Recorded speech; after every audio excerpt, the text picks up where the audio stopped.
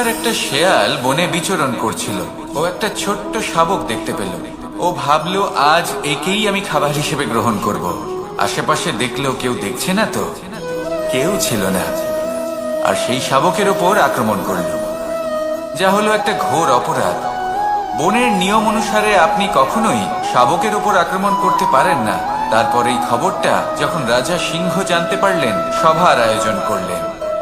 কিন্তু সেখানে শেয়াল বলল, আমি তো এরকম কিছু করিনি। কিন্তু যদি আপনি এরকম বলেন, কোনো প্রমাণ দিন, এর কোনো সাক্ষী আছে? তখন রাজা সিংহ পেঁচাকে ডেকে পাঠালেন, যে সেই মুহূর্তে বৃক্ষের শাখার ওপর বসেছিল। সে সব কিছু দেখেছিল। পেঁচা সব সত্যি কথা বলল, আর শেয়ালকে মৃত্যুদণ্ড দেয়া হলো। এবার এই কাহিনী আমি আপনাকে কেন শোনালাম? কারণ মানুষও কখনো কখনো এরকম কর্ম করেন যা শিয়াল করেছে। এটা ভাবেন কেউ দেখছে না, যখন আমি অনুচিত কর্ম করতেই পারি। কিন্তু না, আপনি যাই করুন না কেন, কেউ না কেউ অবশ্যই তা দেখছে। কোনো ব্যক্তি না হলেও কোনো প্রাণী, না হলে কোনো যক্ষ বা দেব বা প্রেত। যদি এনারা কেউ না দেখেন, তাহলে ধরিত্রী মাতা দেখেন, যেখানে দাঁড়িয়ে আপনি সেই কর্ম করছেন, তাই না? তাই একটা কথা সবসময় মনে রাখবেন, কে দেখছেন কে দেখছেন না সেই বিষয়ে ভাবা ছেড়ে দিন। এটা খুব সহজ কথা। আপনি যদি উচিত কর্ম করেন, উচিত ফল পাবেন। যদি অনুচিত কর্ম করেন, তাহলে আপনি অনুচিত ফল অবশ্যই পাবেন। সেই জন্য উচিত পথে চলতে থাকুন, উচিত কর্ম করতে থাকুন, আর আমার সাথে ভালোবেসে বলুন, রাধা রাধা। আপনি কখনো কোনো বাজকে নিজের বাসা বানাতে দেখেছেন?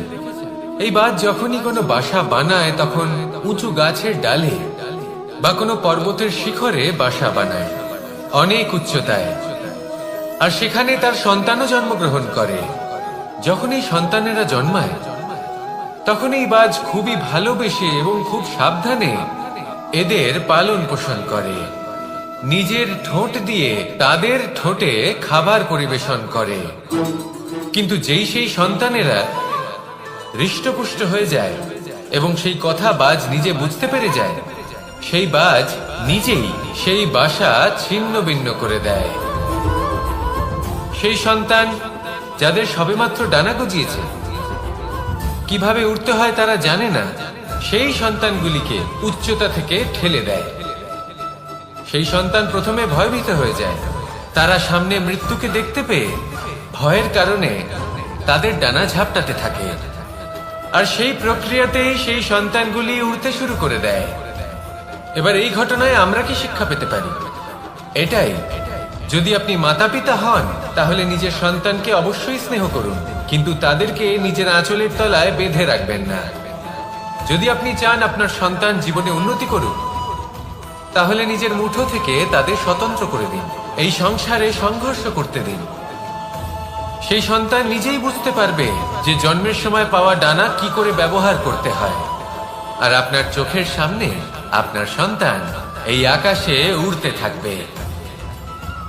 তাহলে আসুন আমার সাথে ভালোবেসে বলুন, রাধা রাধা। সংসারে সবচেয়ে পবিত্র মানা হয় গঙ্গা জলকে। কখনো ভেবে দেখেছেন কেন? কারণ গঙ্গা জলের আবির্ভাব অত্যন্ত শুদ্ধ হয়, তার জন্ম শুদ্ধ হয়, যেখান থেকে তার শুরু সেটাই শুদ্ধ হয়। আর শুরুটা শুদ্ধ হওয়া অত্যন্ত আবশ্যক। আমাদের জীবনে সবই শুরু হয় আমাদের ভাবনা থেকে। নিজের ভাবনাকে শুদ্ধ রাখুন, কারণ এই ভাবনা থেকেই আবির্ভাব হয় শব্দের। আপনার শব্দ শুদ্ধ।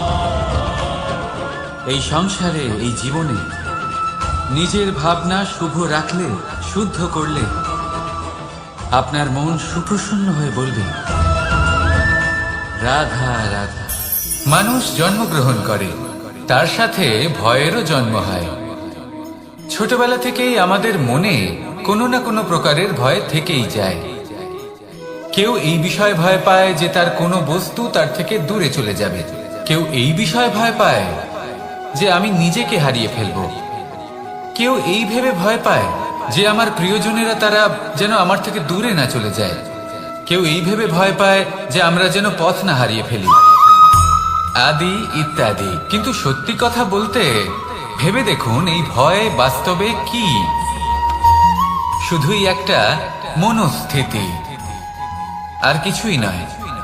যা কিছু আপনি জীবনে পেয়েছেন তা একদিন আপনাকে হারাতে হবে। এই জীবন হলো আপনারই, কিন্তু তাও একদিন সমাপ্ত হবে। তাই ভয় পেয়ে কি লাভ?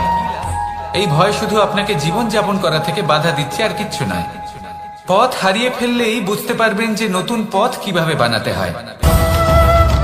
কিছু মানুষকে জীবন থেকে হারালে তবেই আপনি বুঝবেন যে আপনার আপনজনকে। এই ভয়ের কারণে ভীত হয়ে থাকবেন না। এই তারা নক্ষত্র অন্ধকারের অভাবে গুরুত্ব হারায়। শিবকেও মহাদেব হওয়ার জন্য বিষ পান করতে হয়েছিল। প্রত্যেক পরিস্থিতি, প্রত্যেক সাফল্য আপনার পরীক্ষা নেবে। তাতে উত্তীর্ণ হওয়া হলো আপনার কর্ম। যখনই আপনি ভয় পাবেন বা সংকটের সম্মুখীন হবেন, তখন সাহসের সাথে তার সম্মুখীন হন। মনে রাখবেন, যে সম্মুখীন হতে জানে, সাফল্য তার সাথে সবসময় থাকে। আসুন আর আমার সাথে ভালোবেসে বলুন, রাধা রাধা। আমাদের হাতটা দেখুন। এই হাতে 5টা আঙুল আছে, যা ভিন্ন ভিন্ন ধরনের। একরকম কেন নয়? কারণ হলো প্রত্যেকের নিজের নিজের গুরুত্ব আছে, নিজের নিজের মাহাত্ম্য আছে। এরা ভিন্ন, তাই একত্রিত হয়ে মুষ্টিবদ্ধ করা সম্ভব, যার দ্বারা আমরা আত্মরক্ষাও করতে পারি, আবার আক্রমণও করতে পারি। যদি 5টি আঙুল সমান হতো, তাহলে মুষ্টিবদ্ধ হতে পারত না, নিজেদের মধ্যে বিভ্রান্তির সৃষ্টি করত। এবার এরকমই কিছু আমাদের সংসারেও হয়। আমাদের দেশ, যেখানে একটি ভূমির ওপর ভিন্ন ভিন্ন ধর্মের মানুষ বাস করেন, ভিন্ন ভিন্ন জাতি, ভিন্ন ধর্ম, ভিন্ন ভাষা। কিন্তু যদি আমরা এটা ভাবি যে কিভাবে এই দেশকে কল্যাণের পথে নিয়ে যাওয়া যায়, কিভাবে এর বিকাশ করা সম্ভব, তাহলে আমাদের একত্রিত হওয়া শিখতে হবে। যেইভাবে 5টা আঙুল একত্রিত হয়, মুষ্টিবদ্ধ হয়, সেইভাবেই আপনার যে ভাষাই হোক, যে ধর্মই হোক, যে জাতি হোক না কেন, ঠিক আছে, আবশ্যক হলো আপনার নিজের কর্মভূমির সাথে, আপনার ধরিত্রীর সাথে যুক্ত থাকা, সাথে থাকা। তবেই দেশের উন্নয়ন সম্ভব। তবেই এই দেশ স্বতন্ত্র থাকবে, সফল হবে, আর এই মন প্রসন্ন হয়ে বলবে, রাধা রাধা। যদি আমি আমার চোখ বেঁধে কোনো একটা নির্দিষ্ট দিকে নিজের সমস্ত শক্তি প্রয়োগ করে ছুটে যাই, তাহলে কি হবে? আমি কোথাও ধাক্কা খেতে পারি, নিজের ক্ষতি করতে পারি, কোথাও পড়ে যেতে পারি, তাই না? অর্থাৎ এটা নিশ্চিত এই কাজ আমার করা উচিত নয়। কিন্তু আজকের দিনে প্রত্যেকটা মানুষ এই কাজই করছেন, তাই না? কোনো কাজ করার পূর্বে সেই কাজের বিষয়ে সম্পূর্ণ তথ্য কোথায় সংগ্রহ করছেন? শুধু এটুকু জানেন যে এই কাজটা করলে কত ধন অর্জন করবেন আর কত নাম হবে, আর ব্যাস সামনে এগিয়ে যান। এটা উচিত নয়। পূর্ণরূপে যে কোনো কাজ করার আগেই সেই কাজের বিশ্লেষণ করে নেওয়া উচিত, তা বুঝে নেওয়া উচিত, এবং সেই বিষয়ে অবশ্যই খেয়াল রাখা উচিত যে আপনার শরীর এবং আপনার মন এই কাজ করার জন্য কি প্রস্তুত রয়েছে। যদি তা না হয়, তাহলে প্রথমে নিজেকে শুধরে নিন, তারপরে সেই কাজ করুন। যদি এইভাবে জীবনে সামনে এগোন, তাহলে সাফল্যের সম্ভাবনা জীবনে অনেক বেশি বেড়ে যাবে। তাহলে এটাই করুন, আর আমার সাথে ভালোবেসে বলুন, রাধা রাধা। এই সংসারে সাফল্য লাভ করার জন্য জ্ঞানের প্রয়োজন হয়, পরিশ্রমের প্রয়োজন হয়, দৃঢ় নিষ্ঠার প্রয়োজন হয়, নিরন্তর চেষ্টা করা প্রয়োজনীয়। কিন্তু আরো কিছু আছে যা অত্যন্ত প্রয়োজনীয় এবং গুরুত্বপূর্ণ। তা হলো ভালো বন্ধু। তাদের থাকা অত্যন্ত প্রয়োজনীয়। যদি ভালো বন্ধু থাকে, তাহলে সময় এলে তারা ঢাল হয়ে আপনাকে সুরক্ষা করবেন। সময় এলে অস্ত্রের মতো শত্রুকে সংহারও করবেন। যদি তিনি জ্ঞানী হন, তাদের মধ্যে সদ্গুণ থাকে, তাহলে এই সব গুণ আপনার মধ্যেও প্রবেশ করবে। তাহলে সাফল্যের জন্য ভালো বন্ধু পাওয়া অত্যন্ত প্রয়োজনীয়। কিন্তু শুধু বন্ধু কেন, ভালো শত্রুও থাকা প্রয়োজনীয়। এবার আপনি ভাববেন, আমি কি বললাম? যদি আপনার জীবনেও ভালো অর্থাৎ শক্তিশালী শত্রু থাকে, তাহলে আপনিও শক্তিশালী হতে থাকবেন। এই শত্রু আপনাকে প্রেরিত করবে আরো বেশি শক্তিশালী হয়ে ওঠার। কখনো কোনো হরিণকে দেখুন, তীব্র গতিতে দৌড়তে থাকে। কেন তীব্র গতিতে দৌড়য়? এই কারণে নয় যে কোথাও তার জন্য মধুর ঘাস অপেক্ষা করে রয়েছে, না, সে এই কারণে তীব্র গতিতে দৌড়য় কারণ সেটা না করলে তার পেছনে একটি সিংহ আছে যে ওকে নিজের ভোজন করে ফেলবে। তাই জীবনে বিপদ, সংকট, এই সবকিছুও হলো অত্যন্ত গুরুত্বপূর্ণ। তার সম্মুখীন হতে শিখুন আর আমার সাথে ভালোবেসে বলুন, রাধা রাধা। লক্ষ্যে পৌঁছানো অত্যন্ত কঠিন হয়। কেউ ভাবেন যে কেন এত কঠিন হয়, কেন এত কষ্ট করতে হয় লক্ষ্যে পৌঁছানোর জন্য। এই লক্ষ্য সরলভাবে কেন আমার কাছে চলে আসে না? চলুন আপনাকে একটা কথা বলি, যদি আপনার লক্ষ্য কঠিন না হয় তাহলে তাকে পাওয়া আপনার পক্ষে অসম্ভব হয়ে উঠবে। লক্ষ্যে পৌঁছানোর এই রাস্তায় আপনি যে কড়া রোদের সম্মুখীন হন, যার থেকে আপনি দূরে পালাতে চান, সেই রোদ আপনাকে প্রেরণা যোগায় যে আপনি এগোতে থাকুন। ভাবুন একজন যাত্রী যে কিনা নিজের লক্ষ্যের দিকে যাচ্ছেন, সেই পথে উনি যদি একটু ছায়া পেয়ে যান আর উনি ওখানে বিশ্রাম নেন, তাহলে তার সাথে তার ভাগ্য গভীর নিদ্রায় সেখানে বিলীন হয়ে যায়। তাই পরিশ্রমের কড়া রোদের থেকে কখনো দূরে পালাবেন না। জীবনে শুধু সামনে এগোতে থাকুন দৃঢ়তার সাথে। আর লক্ষ্য সরল হোক, কঠিন হোক বা অত্যাধিক কঠিন হোক, একটা কথা মনে রাখবেন, যে জীবনের লক্ষ্যে পৌঁছতে পেরেছে সে লক্ষ্য প্রাপ্তির জন্য আফসোস কখনোই করে না। রাধা রাধা। ধৈর্য, এই ধৈর্য কি কোনো গুণ, কোনো অনুভূতি, কোনো দৃষ্টিভঙ্গি? আমার জন্য ধৈর্য এক বাহন। আপনি হয়তো ভাবছেন এই কেমন বাহন?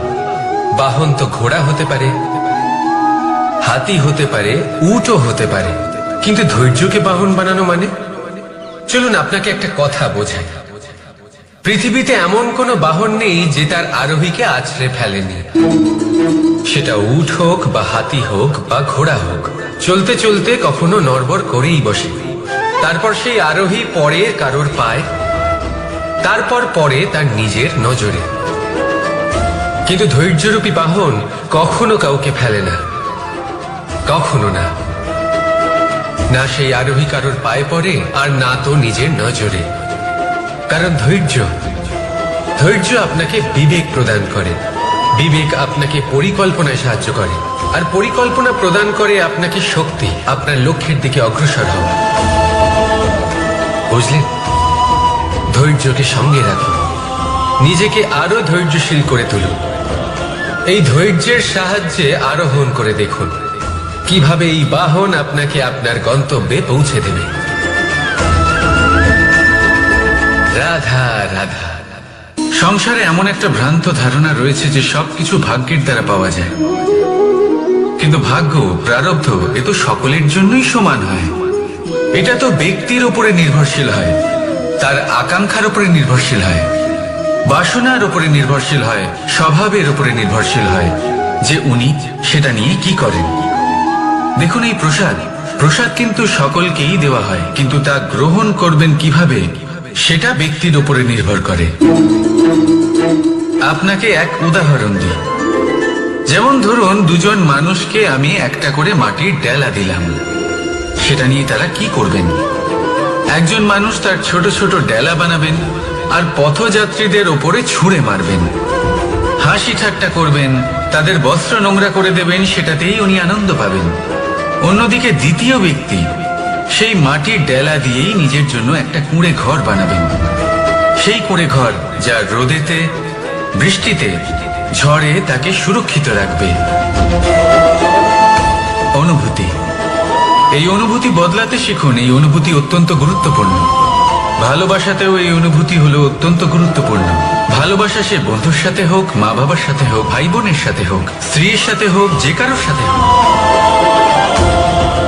মনে রাখবেন এই হলো সেই অনুভূতি যা আপনার ভাগ্য নির্ধারণ করে থাকে। তাহলে আসুন আমার সাথে প্রেমের অনুভূতি নিয়ে বলুন, রাধা রাধা। লক্ষ্য, পথ আর সাফল্য, এই তিনটেই একে অপরের সাথে জড়িত, কিন্তু অনেকবার মানুষ এদের ঠিকভাবে বুঝতে পারেন না। তারা ভাবেন যে যেরকম লক্ষ্য হবে সেরকমই পথ হবে, সেই মতোই লক্ষ্য কঠিন হলে পথ কঠিন হবে, লক্ষ্য সরল হলে পথও সরল হবে। যদি আপনাকে আসল সত্যের সাথে অবগত করাই, তাহলে দেখবেন সবকিছুই এর উল্টো। লক্ষ্য নিজের পথ বানায় না, পথ সেটাই যেটা আপনি স্বয়ং নির্বাচন করে আপনি নিজে বানান। সেই অনুসারেই আপনি আপনার লক্ষ্যে পৌঁছতে পারবেন। সেই জন্য জীবনে যখনই লক্ষ্যে পৌঁছানোর পথের বিষয়ে আপনি কোনো সিদ্ধান্ত নেবেন, তাহলে তা ভেবে চিন্তে নেবেন, কারণ এই পথ অত্যন্ত গুরুত্বপূর্ণ। পথ যদি শুভ হয়, তাহলে লক্ষ্য আপনা থেকেই শুভ হয়ে যায়। তাহলে আসুন আমার সাথে ভালোবেসে বলুন, রাধা রাধা। ভাগ্য আর কর্ম, এই দুই এমন শব্দ যাকে ঘিরে সমগ্র সংসার। কেউ বলে আমার ভাগ্যে এটা ছিল না, যা পেলে আমার জীবন অন্যরকম হতো। কেউ বলে আমার গত জন্মের কর্ম নিশ্চয়ই এমন ছিল, যে কারণে এই জন্মে এরকম ভাগ্য পেয়েছি আমি।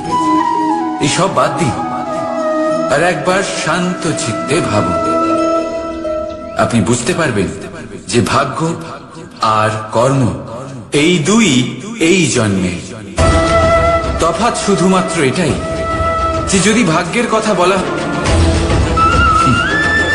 রাধা রাধা নাম, কত সাধারণ একটা বিষয়। প্রত্যেক মানুষ যে জন্ম নেয় তাকে একটা নাম দেওয়া হয়, যা সে পেয়ে থাকে তার মাতা পিতার দ্বারা, না হলে তার গুরুর দ্বারা, বা কোনো আত্মীয়ের দ্বারা, বা কোনো কাছের মানুষের দ্বারা। এই নামের সাথেই সে আস্তে আস্তে বেড়ে ওঠে। কিন্তু এটাই কি সেই নাম? এই নামই কি সবকিছু? কখনোই নয়। একটা নাম সেটা যা আপনি জন্মের সময় লাভ করেন, যে নামে আপনি কর্মের পথে অগ্রসর হন। আরো একটা নাম সেটা যা আপনি আপনার কর্মের দ্বারা অর্জন করেন, আর এই নামেই আপনাকে সবাই যুগ যুগ ধরে মনে রাখে। আপনার আসল নাম সেটা নয় যা আপনাকে জন্মের সময় দেওয়া হয়েছিল। আপনার আসল নাম সেটা যেটা আপনি আপনার কর্ম দ্বারা লাভ করেছেন, কারণ সেই লাভের পেছনে প্রচুর প্রয়াস লুকিয়ে থাকে, অনেক পরিশ্রম লুকিয়ে থাকে। কিন্তু যদি আপনি চান যে মানুষ আপনার নাম মনে রাখে, তাহলে আপনাকে কর্মের পথে অগ্রসর হতেই হবে, শুভ কর্ম করতে হবে, অনর্গল চেষ্টা করে যেতে হবে, মহান কাজ করতে হবে। আর বিশ্বাস করুন, আপনি একটা মহান নামের ফল অবশ্যই লাভ করবেন। রাধা রাধা। আমি এখানে একা এই বনে বসে আছি, বাঁশি বাজাচ্ছি। কার জন্য? কে আছেন এখানে? কেউ নেই। আমার প্রজা, আমার রাজ্য, আমার পরিবার আমার থেকে অনেক দূরে আছেন। আমি এখানে একা এই বনে বসে এই আকাশের এই রঙের, গাছের এই সব ফলের, মাটির সুবাসের আনন্দ উপভোগ করছি। কেন? আমি হলাম দ্বারকাধীশ। এমন কি রাজকীয় বা ভৌতিক সুখ রয়েছে যে আমি ওখানে পেতে পারি না? সবকিছুই পেতে পারি, তাও এখানে বনে একা বসে আছি। কোন সুখ খুঁজে চলেছি? একা থাকার সুখ।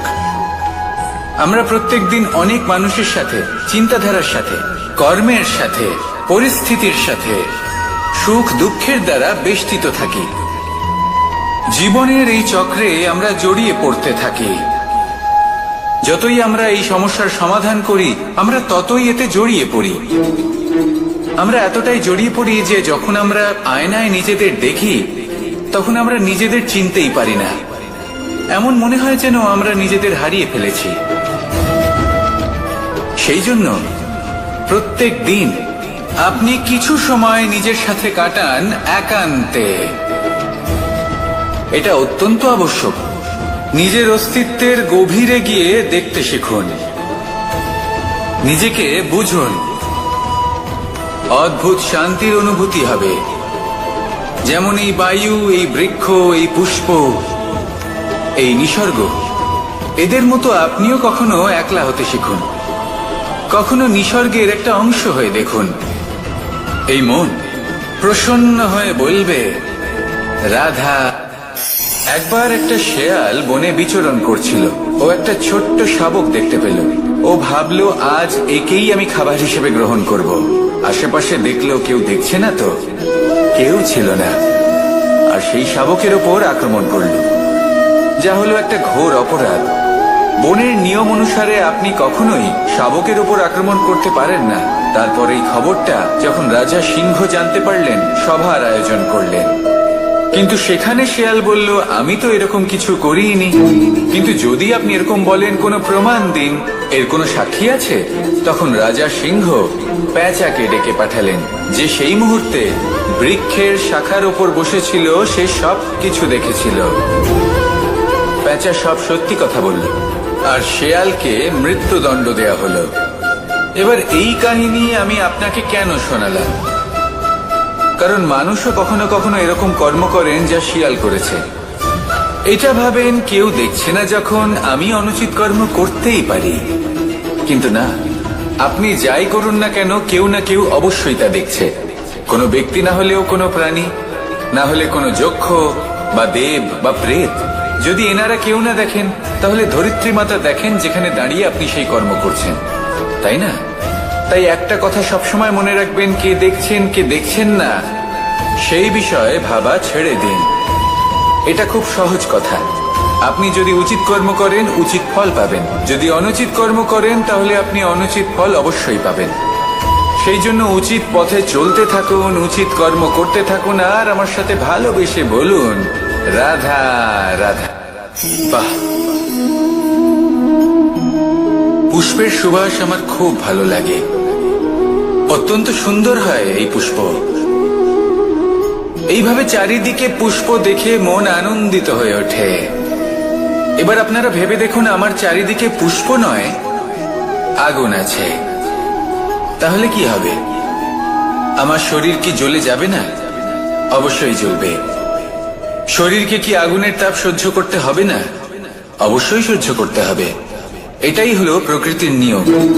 এই নিয়ম কিন্তু আমরা সবাই জানি, কিন্তু আমাদের মধ্যে বেশিরভাগ মানুষ এই বিভ্রান্তি নিয়ে বাঁচি যে এই যে প্রকৃতির নিয়ম, তা আমার উপর প্রযোজ্য নয়। তা কিন্তু নয়।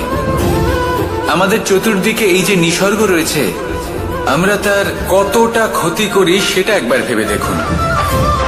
আমরা বনাঞ্চল জ্বালিয়ে দিই, বায়ু দূষিত করি, জল দূষিত করি, প্রাণীদের হত্যা আমরা করি। কেন? এই নিসর্গ আমরা নষ্ট করি, যদিও আমরা জানি যে আমরাও হলাম এই নিসর্গেরই অংশ।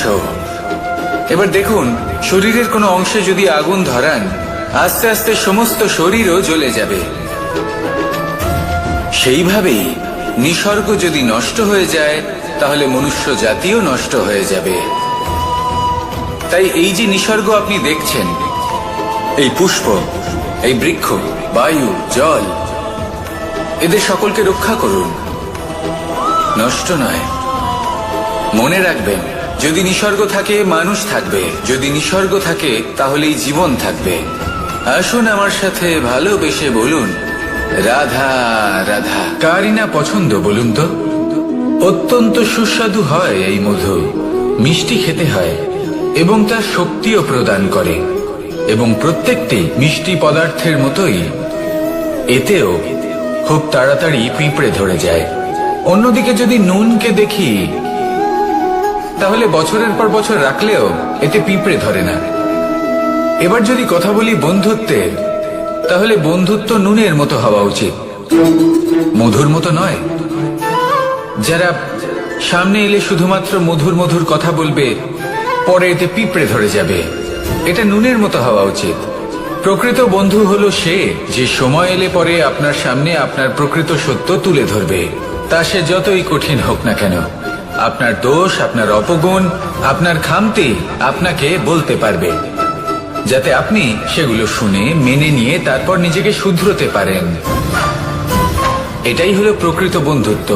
কখনো নিজের জীবনের আশেপাশে মন দিয়ে দেখবেন, অনেক সময় এমন মানুষ থাকেন, অনেক বন্ধু থাকেন যাদের দেখে আমাদের মনে হয় যে এনারা খুব কঠোর, এনাদের কথা খুব কটু।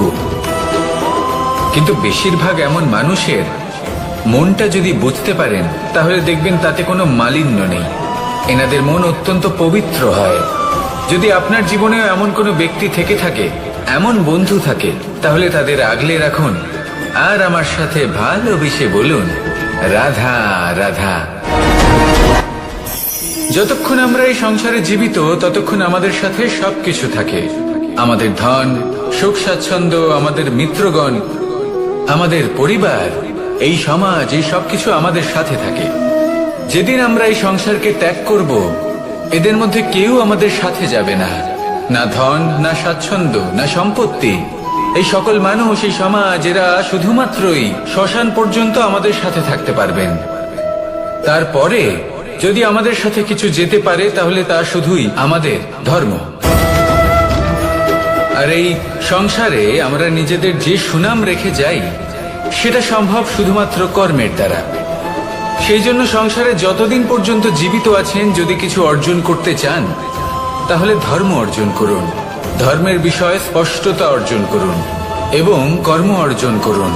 এটাই হবে আপনার অতীত এবং এটাই হবে আপনার ভবিষ্যৎ, এবং এটাই সকলকে প্রেরণা প্রদান করবে। আসুন আমার সাথে ভালোবেসে বলুন, রাধা রাধা। যখনই কোনো যাত্রায় যাব বলে মনে করি তখনই আমরা প্রস্তুত থাকি আসন্ন বিপদের জন্য বা সংকটের জন্য। যেমন যদি আমাদের মনে হয় যে আজকের পরিবেশ খুব ঠান্ডা হবে, তাহলে আমরা গরম বস্ত্র ধারণ করি বা সেটাকে সাথে নিয়ে যাই। যদি মনে হয় যে বৃষ্টি হতে পারে বা বৃষ্টি হয়ে চলেছে, আমরা দেখছি, তাহলে আমরা একটা ছাতা সাথে নিয়ে নিই। আমরা প্রস্তুত থাকতে চাই এবং এটাই উচিত, এবং সেই কারণেই আমরা যাত্রায় সাফল্য লাভ করি। কিন্তু যদি আমরা কথা বলি জীবনযাত্রা নিয়ে, যা কিনা সব থেকে বেশি গুরুত্বপূর্ণ, তাহলে তার জন্য আমরা পূর্ণরূপে প্রস্তুত থাকি না। আশেপাশের মানুষ, এই সমাজ, আমাদের সাথী, আমাদের মিত্ররা যে কোনো মুহূর্তে বদলে যেতে পারেন। সেই জন্য আমরা নিজেদেরকে কখনো সাবধান করি না, কখনোই নিজেদের প্রস্তুত করি না। আমাদের এটা কখনোই মনে হয় না যে এরকম হতে পারে, আর সেই কারণেই শেষে গিয়ে আমরা অত্যন্ত দুঃখ পাই। একটা অমূল্য শিক্ষা আছে যেটা আমাদের লাভ করা উচিত, সতর্ক থাকা উচিত। এই জীবনযাত্রার জন্য শুধুমাত্র এই পরিবেশের বিষয়ে তথ্য সংগ্রহ করা বা তাকে অনুমান করা, এটুকু হলেই চলবে না। আমাদের আশেপাশের মানুষজনকে দেখতে হবে, তাদের স্বভাব, পরিস্থিতির ওপর নজর রাখতে হবে। যখন তারা রং পাল্টাচ্ছেন নজর রাখতে হবে, তা অত্যন্ত আবশ্যক। পরিবর্তন আপনার জীবনে অবশ্যম্ভাবী, সঠিকভাবে তার সম্মুখীন হন। আসুন আমার সাথে ভালোবেসে বলুন, রাধা। এই সংসারের সব থেকে বড় সুখ কি? কেউ বলবেন নিজের লক্ষ্য প্রাপ্ত করা, কেউ বলবেন ধন উপার্জন করা, কেউ বলবেন নিদ্রাই সব থেকে বড় সুখ, কেউ বলবেন রাজ্য লাভ করা, আবার কেউ বলবেন মাতার হাত থেকে খাবার খাওয়া, আদি ইত্যাদি। কিন্তু যদি সত্যি কথা বলি, এই সংসারের সব থেকে বড় সুখ হলো সেবা করা। কখনো কাউকে সেবা করে দেখুন। এই সেবা দ্বারা অন্য কোনো মানুষের আশীর্বাদ লাভ করাতেই সুখ রয়েছে। আপনার সেবা ভাব দ্বারা যখন কোনো মানুষ নিজের অন্তরাত্মা থেকে আপনাকে আশীর্বাদ করে, তার থেকে বড় সুখ আর কিছুই নেই। কারণ প্রত্যেক মানুষের মধ্যে ঈশ্বর বাস করেন। নরের সেবাই হলো নারায়ণের সেবা। নিষ্কাম সেবা করাই হলো সব থেকে বড় সুখ। তাই নিজের অন্তরে সেবার এই ভাব জাগ্রত করুন। যে সুখের কথা আমি বলছি, সেই সুখ অনুভব করেই দেখুন। এই মন সুপ্রসন্ন হয়ে বলবে, রাধা রাধা। বাহ, পুষ্পের সুবাস আমার খুব ভালো লাগে। অত্যন্ত সুন্দর হয় এই পুষ্প। এইভাবে চারিদিকে পুষ্প দেখে মন আনন্দিত হয়ে ওঠে। এবার আপনারা ভেবে দেখুন, আমার চারিদিকে পুষ্প নয়, আগুন আছে। তাহলে কি হবে? আমার শরীর কি জ্বলে যাবে না? অবশ্যই জ্বলবে। শরীরকে কি আগুনের তাপ সহ্য করতে হবে না? অবশ্যই সহ্য করতে হবে। এটাই হলো প্রকৃতির নিয়ম। এই নিয়ম কিন্তু আমরা সবাই জানি, কিন্তু আমাদের মধ্যে বেশিরভাগ মানুষ এই বিভ্রান্তি নিয়ে বাঁচি যে এই যে প্রকৃতির নিয়ম তা আমার উপর প্রযোজ্য নয়। তা কিন্তু নয়। আমাদের চতুর্দিকে এই যে নিসর্গ রয়েছে, আমরা তার কতটা ক্ষতি করি সেটা একবার ভেবে দেখুন। আমরা বনাঞ্চল জ্বালিয়ে দিই, বায়ু দূষিত করি, জল দূষিত করি, প্রাণীদের হত্যা আমরা করি। কেন? এই নিসর্গ আমরা নষ্ট করি, যদিও আমরা জানি যে আমরাও হলাম এই নিসর্গেরই অংশ। এবার দেখুন, শরীরের কোনো অংশে যদি আগুন ধরান, আস্তে আস্তে সমস্ত শরীরও জ্বলে যাবে। সেইভাবেই নিসর্গ যদি নষ্ট হয়ে যায়, তাহলে মনুষ্য জাতিও নষ্ট হয়ে যাবে। তাই এই যে নিসর্গ আপনি দেখছেন, এই পুষ্প, এই বৃক্ষ, বায়ু, জল, এদের সকলকে রক্ষা করুন, নষ্ট নয়। মনে রাখবেন, যদি নিসর্গ থাকে মানুষ থাকবে, যদি নিসর্গ থাকে তাহলেই জীবন থাকবে। আসুন আমার সাথে ভালোবেসে বলুন, রাধা রাধা। লক্ষ্যে পৌঁছানো অত্যন্ত কঠিন হয়। কেউ ভাবেন যে কেন এত কঠিন হয়, কেন এত কষ্ট করতে হয় লক্ষ্যে পৌঁছানোর জন্য। এই লক্ষ্য সরলভাবে কেন আমার কাছে চলে আসে না? চলুন আপনাকে একটা কথা বলি, যদি আপনার লক্ষ্য কঠিন না হয় তাহলে তাকে পাওয়া আপনার পক্ষে অসম্ভব হয়ে উঠবে। লক্ষ্যে পৌঁছানোর এই রাস্তায় আপনি যে কড়া রোদের সম্মুখীন হন, যার থেকে আপনি দূরে পালাতে চান, সেই রোদ আপনাকে প্রেরণা যোগায় যে আপনি এগোতে থাকুন। ভাবুন, একজন যাত্রী যে কিনা নিজের লক্ষ্যের দিকে যাচ্ছেন, সেই পথে উনি যদি একটু ছায়া পেয়ে যান আর উনি ওখানে বিশ্রাম নেন, তাহলে তার সাথে তার ভাগ্য গভীর নিদ্রায় সেখানে বিলীন হয়ে যায়। তাই এই পরিশ্রমের করা রোদের থেকে কখনো দূরে পালাবেন না। জীবনে শুধু সামনে এগোতে থাকুন দৃঢ়তার সাথে। আর লক্ষ্য সরল হোক, কঠিন হোক বা অত্যাধিক কঠিন হোক, একটা কথা মনে রাখবেন, যে জীবনের লক্ষ্যে পৌঁছতে পেরেছে সে লক্ষ্য প্রাপ্তির জন্য আফসোস কখনোই করে না। রাধা রাধা। ধৈর্য, এই ধৈর্য কি কোনো গুণ, কোনো অনুভূতি, কোনো দৃষ্টিভঙ্গি? আমার জন্য ধৈর্য এক বাহন। আপনি হয়তো ভাবছেন, এই কেমন বাহন? বাহন তো ঘোড়া হতে পারে, হাতি হতে পারে, উটও হতে পারে, কিন্তু ধৈর্যকে বাহন বানানো মানে? চলুন আপনাকে একটা কথা বোঝাই।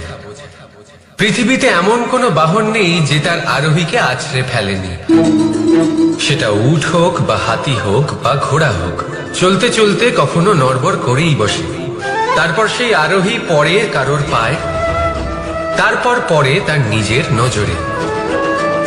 কিন্তু ধৈর্যরূপী বাহন কখনো কাউকে ফেলে না, কখনো না। না সেই আরোহী কারোর পায়ে পড়ে, আর না তো নিজের নজরে। কারণ ধৈর্য আপনাকে বিবেক প্রদান করে, বিবেক আপনাকে পরিকল্পনায় সাহায্য করে, আর পরিকল্পনা প্রদান করে আপনাকে শক্তি, আপনার লক্ষ্যের দিকে অগ্রসর হওয়া। বুঝলেন? ধৈর্যকে সঙ্গে রাখুন, নিজেকে আরো ধৈর্যশীল করে তুলুন। এই ধৈর্যের সাহায্যে আরোহণ করে দেখুন কিভাবে এই বাহন আপনাকে আপনার গন্তব্যে পৌঁছে দেবে। রাধা রাধা। সংসারে এমন একটা ভ্রান্ত ধারণা রয়েছে যে সবকিছু ভাগ্যের দ্বারা পাওয়া যায়, কিন্তু ভাগ্য, প্রারব্ধ, এ তো সকলের জন্যই সমান হয়। এটা তো ব্যক্তির উপরে নির্ভরশীল হয়, তার আকাঙ্ক্ষার উপরে নির্ভরশীল হয়, বাসনার উপরে নির্ভরশীল হয়, স্বভাবের উপরে নির্ভরশীল হয় যে উনি সেটা নিয়ে কি করেন। দেখুন, এই প্রসাদ কিন্তু সকলকেই দেওয়া হয়, কিন্তু তা গ্রহণ করবেন কিভাবে সেটা ব্যক্তির উপরে নির্ভর করে। আপনাকে এক উদাহরণ দিই। যেমন ধরুন, দুজন মানুষকে আমি একটা করে মাটির ডেলা দিলাম, সেটা নিয়ে তারা কি করবেন? একজন মানুষ তার ছোট ছোট ডেলা বানাবেন আর পথযাত্রীদের ওপরে ছুঁড়ে মারবেন। হাসি ঠাট্টা করবেন, তাদের বস্ত্র নোংরা করে দেবেন, সেটাতেই উনি আনন্দ পাবেন। অন্যদিকে দ্বিতীয় ব্যক্তি সেই মাটির ডেলা দিয়েই নিজের জন্য একটা কুঁড়ে ঘর বানাবেন। সেই কুঁড়ে ঘর যা রোদেতে, বৃষ্টিতে, ঝড়ে তাকে সুরক্ষিত রাখবে। অনুভূতি, এই অনুভূতি বদলাতে শিখুন। এই অনুভূতি অত্যন্ত গুরুত্বপূর্ণ। ভালোবাসাতেও এই অনুভূতি হলো অত্যন্ত গুরুত্বপূর্ণ। ভালোবাসা সে বন্ধুর সাথে হোক, মা বাবার সাথে হোক, ভাই বোনের সাথে হোক, স্ত্রীর সাথে হোক, যে কারোর সাথে হোক, মনে রাখবে এই হলো সেই অনুভূতি যা আপনার ভাগ্য নির্ধারণ করে থাকে। তাহলে আসুন আমার সাথে প্রেমের অনুভূতি নিয়ে বলুন, রাধা রাধা। লক্ষ্য, পথ আর সাফল্য, এই তিনটেই একে অপরের সাথে জড়িত, কিন্তু অনেকবার মানুষ এদের ঠিকভাবে বুঝতে পারেন না। তারা ভাবেন যে যেরকম লক্ষ্য হবে সেরকমই পথ হবে। সেই মতোই লক্ষ্য কঠিন হলে পথ কঠিন হবে, লক্ষ্য সরল হলে পথ সরল হবে। যদি আপনাকে আসল সত্যের সাথে অবগত করাই, তাহলে দেখবেন সবকিছুই এর উল্টো। লক্ষ্য নিজের পথ বানায় না, পথ সেটাই যেটা আপনি স্বয়ং নির্বাচন করে আপনি নিজে বানান। সেই অনুসারেই আপনি আপনার লক্ষ্যে পৌঁছতে পারবেন। সেই জন্য জীবনে যখনই লক্ষ্যে পৌঁছানোর পথের বিষয়ে আপনি কোনো সিদ্ধান্ত নেবেন, তাহলে তা ভেবে চিন্তে নেবেন, কারণ এই পথ অত্যন্ত গুরুত্বপূর্ণ। পথ যদি শুভ হয়, তাহলে লক্ষ্য আপনা থেকেই শুভ হয়ে যায়। তাহলে আসুন আমার সাথে ভালোবেসে বলুন, রাধা রাধা। ভাগ্য আর কর্ম, এই দুই এমন শব্দ যাকে ঘিরে সমগ্র সংসার। কেউ বলে আমার ভাগ্যে এটা ছিল না, যা পেলে আমার জীবন অন্যরকম হতো। কেউ বলে আমার গত জন্মের কর্ম নিশ্চয়ই এমন ছিল, যে কারণে এই জন্মে এরকম ভাগ্য পেয়েছি আমি। এসব বাদ দিন আর একবার শান্ত চিত্তে ভাবুন। আপনি বুঝতে পারবেন যে ভাগ্য আর কর্ম এই দুই এই জন্মে। তফাৎ শুধুমাত্র এটাই যে যদি ভাগ্যের কথা বলা হয়, তাহলে আপনি রাধা রাধা। না, কত সাধারণ একটা বিষয়। প্রত্যেক মানুষ যে জন্ম নেয় তাকে একটা নাম দেওয়া হয়, যা সে পেয়ে থাকে তার মাতা পিতার দ্বারা, না হলে তার গুরুর দ্বারা, বা কোনো আত্মীয়ের দ্বারা, বা কোনো কাছের মানুষের দ্বারা। এই নামের সাথে সে আস্তে আস্তে বেড়ে ওঠে। কিন্তু এটাই কি সেই নাম? এই নামই কি সবকিছু? কখনোই নয়। একটা নাম সেটা যা আপনি জন্মের সময় লাভ করেন, যে নামে আপনি কর্মের পথে অগ্রসর হন। আরো একটা নাম সেটা যা আপনি আপনার কর্মের দ্বারা অর্জন করেন, আর এই নামেই আপনাকে সবাই যুগ যুগ ধরে মনে রাখে। আপনার আসল নাম সেটা নয় যা আপনাকে জন্মের সময় দেওয়া হয়েছিল। আপনার আসল নাম সেটা যেটা আপনি আপনার কর্ম দ্বারা লাভ করেছেন, কারণ সেই লাভের পেছনে প্রচুর প্রয়াস লুকিয়ে থাকে, অনেক পরিশ্রম লুকিয়ে থাকে। কিন্তু যদি আপনি চান যে মানুষ আপনার নাম মনে রাখে, তাহলে আপনাকে কর্মের পথে অগ্রসর হতেই হবে। শুভ কর্ম করতে হবে, অনর্গল চেষ্টা করে যেতে হবে, মহান কাজ করতে হবে। আর বিশ্বাস করুন, আপনি একটা মহান নামের ফল অবশ্যই লাভ করবেন। রাধা রাধা।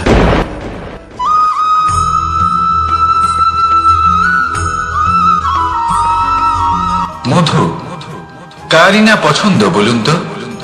অত্যন্ত সুস্বাদু হয় এই মধু, মিষ্টি খেতে হয় এবং তা শক্তিও প্রদান করে। এবং প্রত্যেকটি মিষ্টি পদার্থের মতোই এতেও খুব তাড়াতাড়ি পিঁপড়ে ধরে যায়। অন্যদিকে যদি নুনকে দেখি, তাহলে বছরের পর বছর রাখলেও এতে পিঁপড়ে ধরে না। এবার যদি কথা বলি বন্ধুত্বের, তাহলে বন্ধুত্ব নুনের মতো হওয়া উচিত, মধুর মতো নয়। যারা সামনে এলে শুধুমাত্র মধুর মধুর কথা বলবে, পরে এতে পিঁপড়ে ধরে যাবে। এটা নুনের মতো হওয়া উচিত, প্রকৃত বন্ধু হলো সে যে সময় এলে পরে আপনার সামনে আপনার প্রকৃত সত্য তুলে ধরবে, তা সে যতই কঠিন হোক না কেন। আপনার দোষ, আপনার অপগুণ, আপনার খামতি আপনাকে বলতে পারবে, যাতে আপনি সেগুলো শুনে মেনে নিয়ে তারপর নিজেকে শুধরোতে পারেন। এটাই হলো প্রকৃত বন্ধুত্ব। কখনো নিজের জীবনের আশেপাশে মন দিয়ে দেখবেন, অনেক সময় এমন মানুষ থাকেন, অনেক বন্ধু থাকেন যাদের দেখে আমাদের মনে হয় যে এনারা খুব কঠোর, এনাদের কথা খুব কটু। কিন্তু বেশিরভাগ এমন মানুষের মনটা যদি বুঝতে পারেন তাহলে দেখবেন তাতে কোনো মালিন্য নেই, এনাদের মন অত্যন্ত পবিত্র হয়। যদি আপনার জীবনে এমন কোনো ব্যক্তি থেকে থাকে, এমন বন্ধু থাকে, তাহলে তাদের আগলে রাখুন আর আমার সাথে ভালোবেসে বলুন, রাধা রাধা।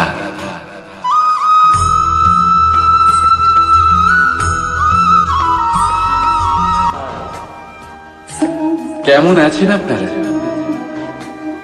জিজ্ঞেস করলাম এই কারণে, কারণ আজকের দিনে দাঁড়িয়ে আশেপাশে যাকেই দেখছি সে দুঃখী আর ব্যাকুল। সে ভাবে সংসারে সব থেকে বেশি দুঃখ শুধু তার জীবনেই আছে, সব থেকে বেশি সমস্যা তার জীবনেই আছে। সংসারে এমন কেউ নেই যার জীবনে কোনো সমস্যা নেই, আর সংসারে এমন কোনো সমস্যা নেই যেটার সমাধান মানুষের কাছে নেই। কিন্তু সেই সমাধান খোঁজার জন্য নিজের বন্ধ দ্বারগুলিকে খুলে এগিয়ে যেতে হবে, সাহস করে এগিয়ে যেতে হবে। কিন্তু কিছু মানুষ কি করে, নিজের মাথায় হাত দিয়ে কোনো এক কোণায় বসে নিরাশ হয়ে নিজের ভাগ্যকে তিরস্কার করে। না, এটা কখনোই করবেন না।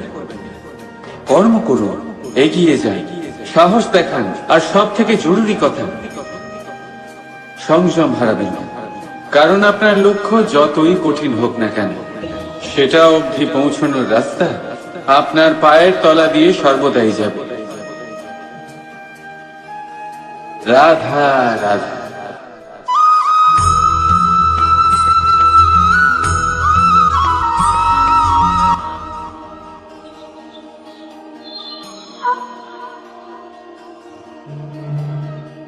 নারী, পুরুষরা যাকে নাম দিয়েছেন ত্রিয়া, কেন দিয়েছেন, কে দিয়েছেন, কেউ তা জানে না। কথায় আছে, পুরুষরা ভাবেন যে ত্রিয়া, ভাবেন একরকম, বলেন অন্য কিছু, আর করেন অন্য কিছুই। কিন্তু সত্যিটা কি এটাই? আসল সত্যি হলো এটাই যে ত্রিয়া হলো সেই চরিত্রহীন পুরুষ আর কেউ নয়।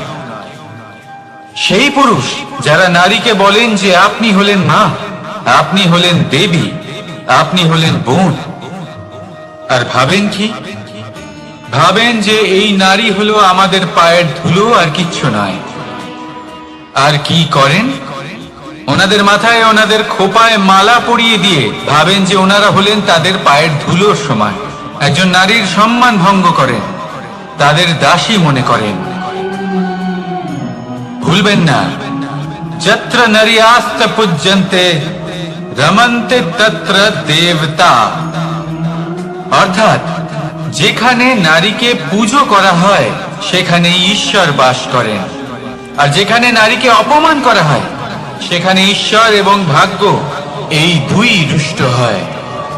মনে রাখবেন, যদি নারী কল্যাণকারী হতে পারেন তাহলে নারী মহাচণ্ডী রূপও ধারণ করতে পারেন। যদি একজন নারী মাতা হয়ে জন্মদান করতে পারেন তাহলে নারী মৃত্যু হয়ে বিনাশও করতে পারেন। যেখানে নারী অপমানিত হবেন সেখানে মহান ভারতও মহাভারতের পথে অগ্রসর হতে পারে। তাই মনে রাখবেন, নারীর অপমান যেন কখনোই না ঘটে। আর যদি কোথাও নারীর অপমান হয় তার অর্থ হলো আপনার বিনাশ আপনার দিকেই আসছে। আর এটা হলো তার প্রথম পদক্ষেপের প্রথম পদধ্বনি। রাধা রাধা।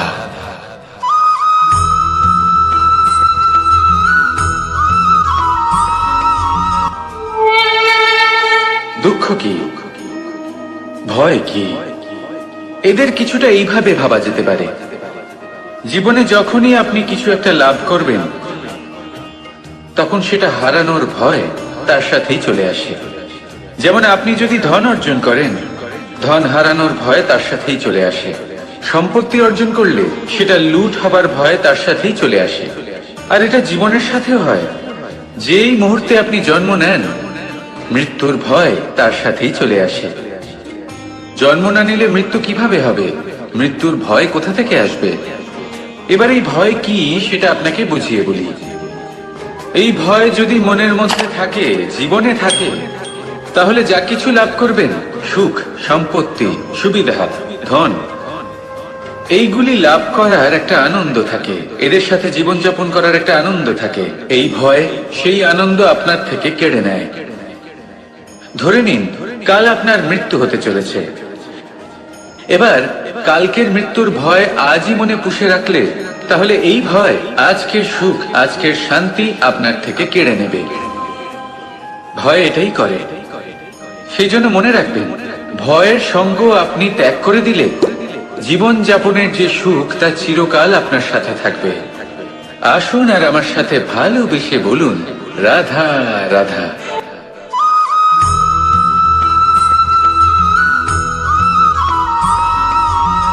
নারী জন্মসূত্রে কারোর কন্যা, ধর্মসূত্রে কারোর পত্নী, আর কর্মসূত্রে কারোর মা। আমাদের মনে এই ছবি আঁকা রয়েছে একজন নারীকে নিয়ে, তাই না? একটা অতুলনীয় ভূমিকা রয়েছে নারীদের আমাদের জীবনে, আর নারী ছাড়া আমরা কিছুই নই। কিন্তু অধিকার, সেখানে আমরা একটা ভুল করে বসি। যখন নারী একজন কন্যা থাকে, যখন সে জন্ম নেয়, তখন তার ওপর অধিকার থাকে তার পিতার। আর তারপর যখন বিয়ে হয়ে যায়, তখন তার অস্তিত্বের ওপর অধিকার থাকে তার স্বামী। আর যখন তিনি মা হন, তখন নিজেই তিনি জীবনের সমস্ত অধিকার দিয়ে দেন তার সন্তানকে। কিন্তু আমরা কি কখনো এটা ভেবেছি, এই জীবন হলো তার নিজের? যে নারী সবার কল্যাণ করছেন, তার জীবনের অধিকারও তার কাছেই থাকা উচিত, তাই না? তার নিজের জীবনের সিদ্ধান্ত সে নিজেই নিতে পারেন, নিজেই নিজের ভাগ্যের রচয়িতা হতে পারেন। আর এর জন্য আমাদের নিজেদের পাল্টাতে হবে, দৃষ্টিভঙ্গি পাল্টাতে হবে। কারণ এই ধারণা সেটা আজ বা কালকের ব্যাপার নয়, এটা ঘটে চলেছে বহু বছর ধরে, আর চলতেই থাকবে যদি আমরা এটা না বদলাই। আর এটা তখনই সম্ভব হবে যখন আমরা নিজেদের মধ্যে পরিবর্তন আনব। তাই আজকের পর থেকে, এই মুহূর্ত থেকে, কোনো নারীর ওপর অকারণ অধিকার স্থাপনের আগে সহস্রবার ভেবে দেখবেন। কারণ যখন নারী নিজের অধিকার কেড়ে নিতে বাধ্য হবেন, তখন শুধু এবং শুধুমাত্র বিনাশই ঘটবে। রাধা রাধা।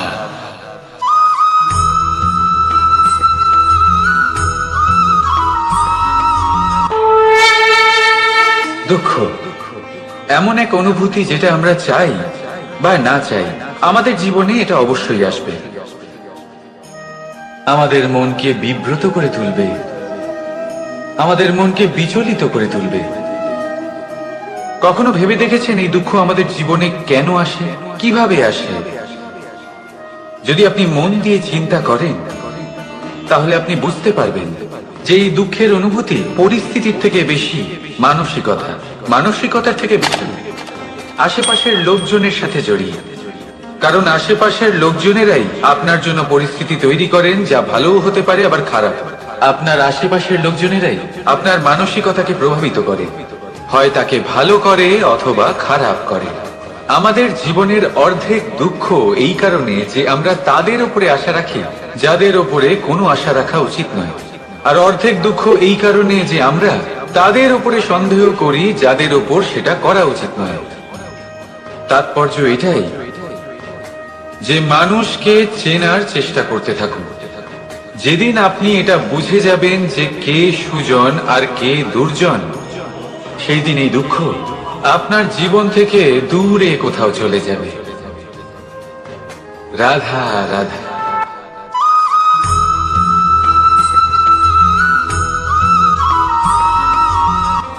প্রেম এই সংসারে এসেছিল এই সংসারকে প্রেমের শিক্ষা দেওয়ার জন্য, এই জীবনের সুখের অনুভূতি আসলে কি তা শেখানোর জন্য। কিন্তু যদি সত্যি কথা বলি, তো আমি নিজেই প্রতিদিন প্রেমের নতুন নতুন স্বরূপ দেখতে পাই, প্রেমের একটা নতুন অনুভূতি প্রত্যেক নতুন দিনে। আর তার কারণ হলো এই প্রেম অনন্ত, এ হলো দৈব। প্রেম হলো এই সংসারের সব থেকে বড় ঢাল এবং সব থেকে বড় অস্ত্র। এই প্রেম ছাড়া না কোনো ন্যায় হয় আর না কোনো শাস্ত্র, না জীবন আছে আর না অন্ত। এবার যদি এই প্রেম মনের মধ্যে বাস করতে শুরু করে, তাহলে কখনো কোনো সমস্যাই হবে না, আর যদি হয়েও থাকে তাহলে তা স্থায়ী হবে না। এই প্রেম কি না করতে পারে? এই প্রেম সমস্ত সমস্যা মিটিয়ে ফেলতে পারে, আপনার মনের মধ্যে অহংকারকেও বিনাশ করে দিতে পারে, আপনাকে সাক্ষাৎ ঈশ্বরের সাথে দেখা করাতে পারে। তাই প্রেমের দ্বারা প্রয়াস করতে থাকুন এই সংসারের প্রত্যেক মানুষকে, প্রত্যেক বস্তুকে, প্রত্যেক জীব জন্তুকে ভালোবাসবেন। আর এই প্রেমের দ্বারাই বলুন রাধা রাধা।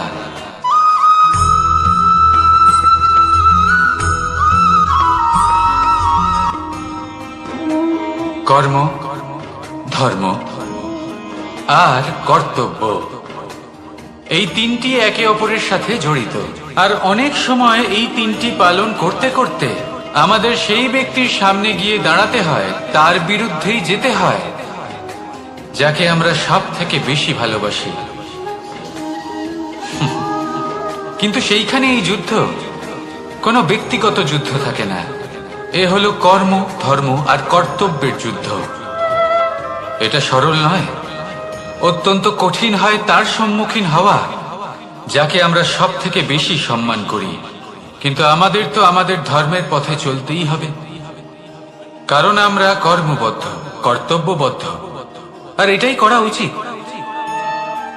শুধু এটুকু মনে রাখবেন, যদি আপনার উদ্দেশ্য শুভ হয়, আপনার ভাবনা শুভ হয়, আপনি যদি কর্ম, ধর্ম আর কর্তব্যের পথে অগ্রসর হন, তাহলে এই প্রক্রিয়াতে যদি আপনাকে আপনার আরাধ্যেরও সামনে দাঁড়াতে হয়, তাহলেও আপনার কোনো ক্ষতি হবে না। তাহলে আসুন আর আমার সাথে ভালোবেসে বলুন রাধা রাধা।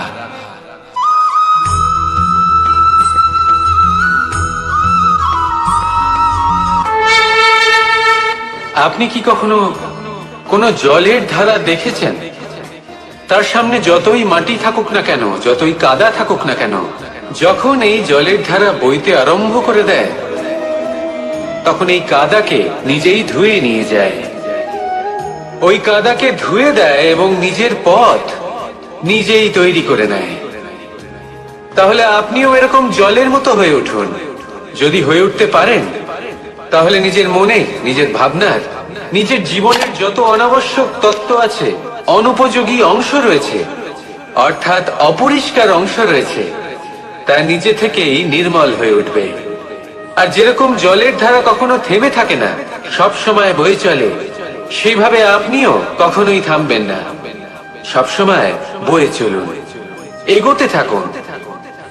পথে যদি অনেক বিপদ আসে, সমস্যা আসে, থামবেন না, তার উপর নিরন্তর প্রহার করুন, নিরন্তর প্রয়াস করুন আর অগ্রসর হন। আপনি ভেবে দেখুন, এই জলের ধারা কখনো থেমে থাকে না, সবসময় বয়ে চলে, বিপদের সম্মুখীন হয়ে তাকে সাথে বয়ে নিয়ে চলে। সেই জন্য জলের ধারা, প্রবাহমান এই ধারা, এর থেকে কখনো দুর্গন্ধ আসে না, এতে কখনো ময়লা জমতে পারে না, বরং পালিত হয় সুন্দর প্রাণবন্ত জীবজন্তু, যেমন সুন্দর ছোট মাছ। তাই আপনিও এটাই করুন, কখনো থামবেন না, শুধু চলতে থাকুন, জলের ধারার মতো বইতে থাকুন। আপনি আপনার লক্ষ্য অবশ্যই খুঁজে পাবেন, আর তার সাথে নিজের অন্তরের যে মালিন্য রয়েছে, তা আপনি নিজেই নিজের থেকে দূরে করে দেবেন। তাহলে আসুন আর আমার সাথে ভালোবেসে বলুন রাধা রাধা।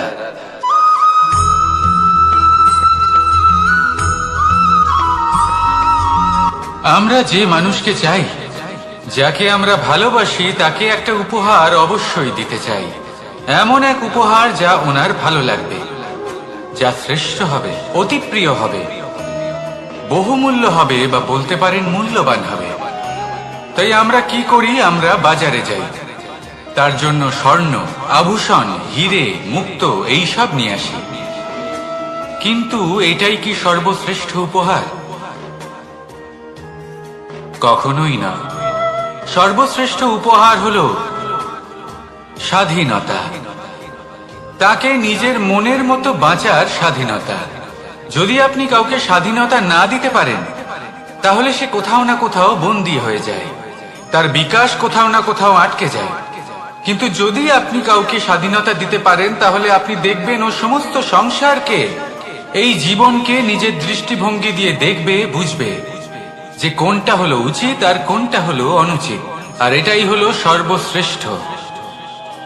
আর এবার যদি কাউকে স্বাধীনতার মাধ্যমে এত বড় একটা শক্তি দিতে পারেন, তাহলে আপনি আমাকে বলুন, এর থেকে বড় উপহার আর কি হতে পারে?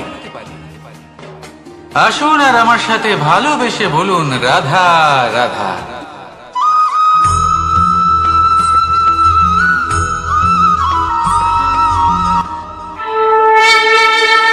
এই সংসারে আমাদের জীবনের সব থেকে বড় দোষ কি আপনি জানেন?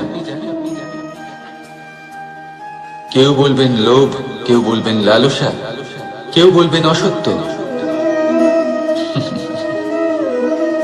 দেখুন, দুঃখের মূল কারণ হলো পরিশ্রম না করা। কিছু মানুষ ভাবেন যে আমি জীবনে কোনো পরিশ্রম করব না, অথচ আমি সবকিছু প্রাপ্ত করতে চাই। আর এমন এক কারণের জন্যই দূতের মতো খেলা আমাদের জীবনে প্রবেশ করার সুযোগ পায়। দূত। এই দূত আসলে কি?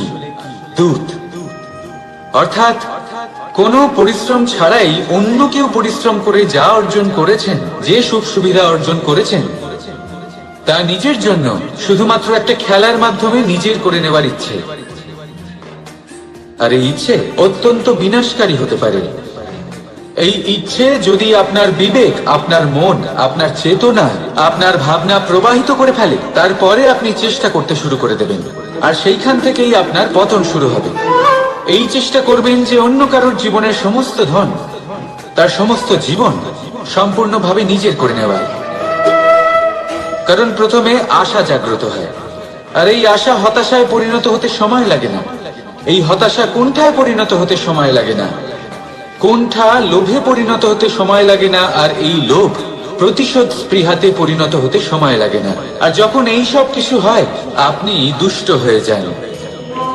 আর সবাই জানেন যে প্রত্যেক দুষ্ট ব্যক্তির পতন হলো অবশ্যম্ভাবী। তাই নিজেকে দূতের থেকে দূরে রাখুন আর পরিশ্রমকে নিজের কাছে টেনে নিন। জীবনে আপনার যা যা স্বপ্ন রয়েছে, যা আপনি করতে চান, শুধুই পরিশ্রম দ্বারা অর্জন করুন। তাহলে তাই করুন আর আমার সাথে ভালোবেসে বলুন। তাহলে দুঃখের সময়, তার সংকটের সময় তাকে সঙ্গ দিন আর পাশে এসে দাঁড়ান। এই মন প্রসন্ন হয়ে বলবে, রাধা রাধা।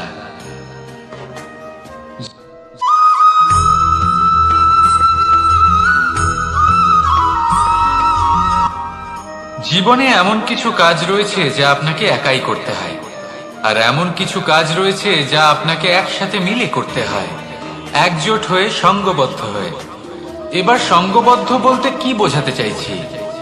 আমি তাদের কথা বলছি না যারা বাস্তবিকভাবে একে অপরের সাথে কাজ করেন। আমি তাদের কথা বলছি যারা একে অপরের থেকে দূরে থেকেও একে অপরকে বিশ্বাস করেন। আমি আগেও বলেছিলাম, সমস্ত বিশ্বের আশা বিশ্বাসেই বসবাস করে, তাই না? তাই যেখানে সমস্ত বিশ্ব আছে, সমস্ত সংসার আছে, সেইখানেই বিশ্বাস রয়েছে। তাই আপনার আশেপাশে এমন দল সঙ্গবদ্ধ করুন যাদের আপনার উপর বিশ্বাস আছে আর যাদেরকে আপনি বিশ্বাস করতে পারেন। তাহলে আসুন আর আমার সাথে ভালোবেসে বলুন, রাধা রাধা।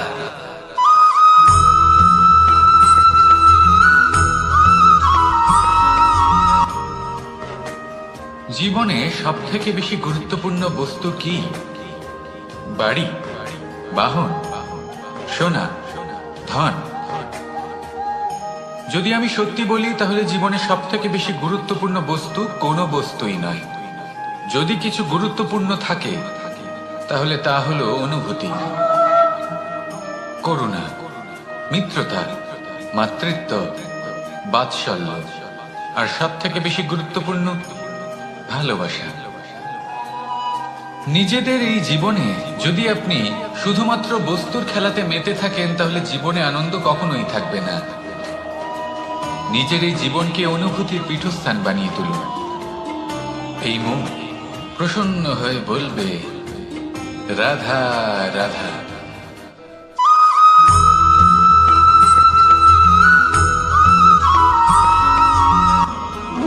আপনি কখনো কোনো সাধারণ পাখি দেখেছেন?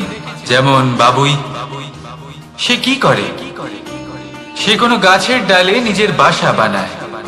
এবার সেইখানে বাসা বানানো সহজ ব্যাপার, কারণ সামগ্রী আশেপাশেই পাওয়া যায়।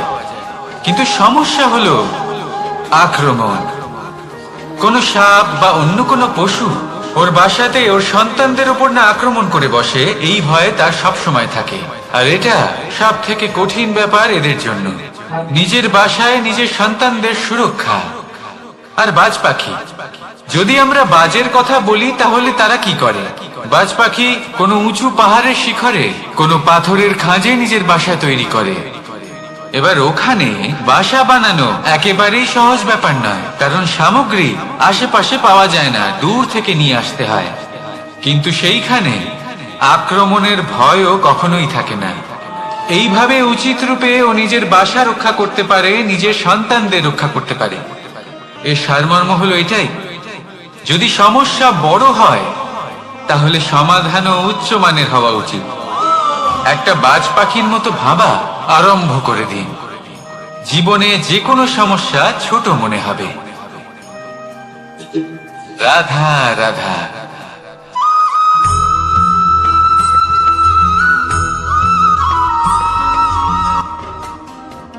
যখনই কোনো ঘূর্ণিঝড় আসে, কোনো প্রলয় আসে, তখন দেখবেন তা কত বৃহৎ প্রভাব ফেলে, কত বড় বিনাশ ঘটায়, বিধ্বংস সৃষ্টি করে।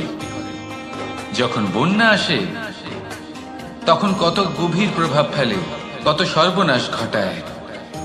নদীর পাড়ও ভেঙে বয়ে নিয়ে যায়।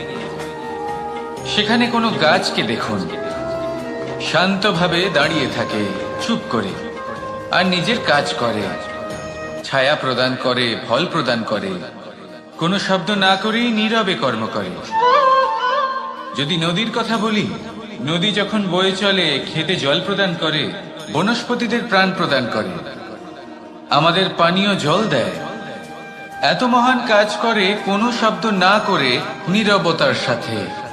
এ হলো এক শিক্ষা যে এই সংসারে যারাই মহান কর্ম করেন তারাই নীরব থেকে সেই কর্ম করতে থাকেন, কারণ ওনারা জানেন যে গুরুত্বপূর্ণ প্রচার নয় বরং কর্ম।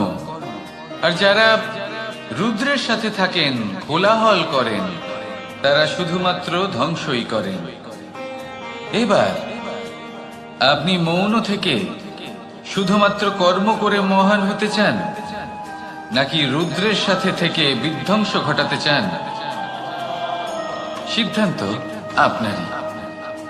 আসুন আর আমার সাথে ভালোবেসে বলুন, রাধা রাধা।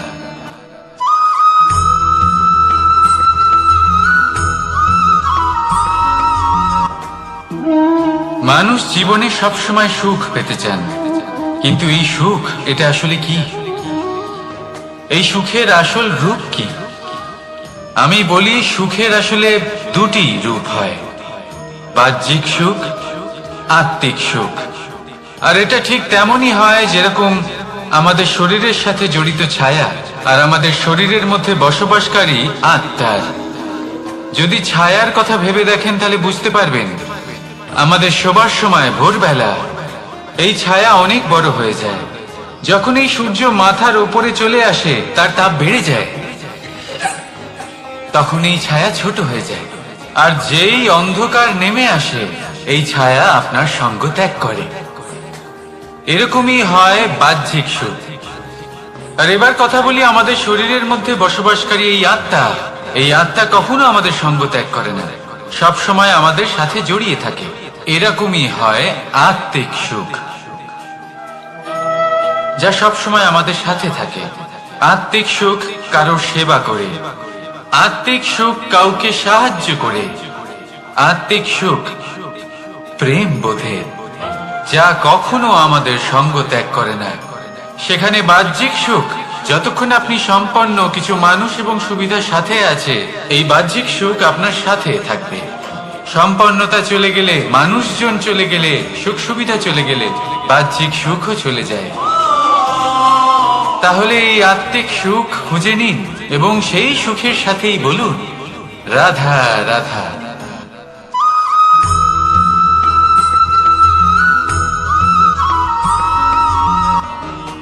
আপনি জীবনে কি হবেন সেটা আপনার পরিশ্রম, আপনার নিরন্তর প্রয়াস আর আপনার নির্বাচিত দিশার উপর নির্ভর করে না। এটা নির্ভর করে আপনার সঙ্গতির উপরেও। এই সঙ্গতি যা হলো অত্যন্ত গুরুত্বপূর্ণ। প্রকৃতিও আমাদের এটাই শেখায় বিভিন্ন উদাহরণ দিয়ে। যদি আপনাকে একটা উদাহরণ দিই, কখনো বাতাসের প্রবাহ লক্ষ্য করবেন। এই বাতাসের প্রবাহ যখন কোনো পুষ্পকে স্পর্শ করে, সেও সুগন্ধে পরিপূর্ণ হয়ে যায়। এই বাতাসের প্রবাহ যখন কোনো নালীর উপর দিয়ে প্রবাহিত হয়, তখন সেও সুগন্ধহীন হয়ে যায়। এই সঙ্গতির প্রভাব যা মানুষকে কোথা থেকে কোথায় নিয়ে যেতে পারে আপনি জানতেও পারবেন না।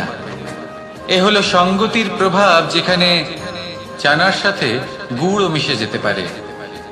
এ হলো সঙ্গতিরই প্রভাব, যেখানে একটা সাধারণ পাথর স্বর্ণের সাথে মিশে গিয়ে একটা রত্নে পরিণত হতে পারে। তাই এই সঙ্গতির বিষয়ে বিশেষ খেয়াল রাখবেন। আপনি কার সাথে মিশছেন, কি বলছেন, কি শিখছেন, আপনার অস্তিত্বের উপর তাদের কি প্রভাব পড়ছে, সব লক্ষ্য করবেন। আর আমার সাথে ভালোবেসে বলবেন, রাধা রাধা।